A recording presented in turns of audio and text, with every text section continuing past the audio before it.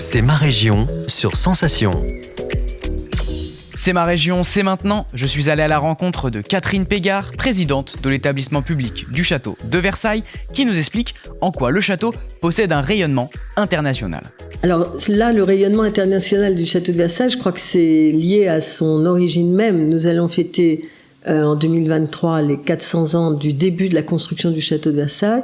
Et je crois qu'à partir du moment où le château de Versailles a commencé à vivre, quand Louis XIV est venu un peu plus tard s'y installer, depuis ce moment-là, le château de Versailles s'adresse au monde.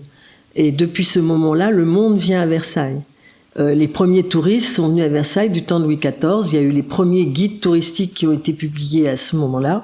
Et dès ce moment-là, on retrouve dans les écrits des uns et des autres des récits qui montrent leur visite dans les appartements du roi, puisqu'on avait le droit d'y pénétrer quand le roi n'y était pas, ou dans les jardins, ou qui venaient voir les grandes eaux.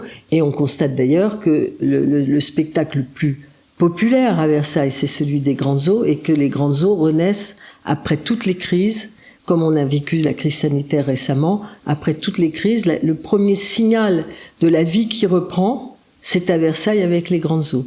Et donc ce rayonnement international, j'allais dire, il fait partie de l'histoire du château de Versailles. Il ne s'est jamais démenti pendant les siècles passés. Et c'est à nous aujourd'hui de l'entretenir et de faire en sorte que, avec d'autres, sans doute évidemment en s'adressant différemment au public, mais on obtienne évidemment la même chose, c'est que le château de Versailles soit connu dans le monde entier. C'est ma région, c'est tout pour aujourd'hui. Rendez-vous demain pour mieux connaître l'Île-de-France sur Radio Sensation. C'est ma région, le magazine de découverte sur Sensation.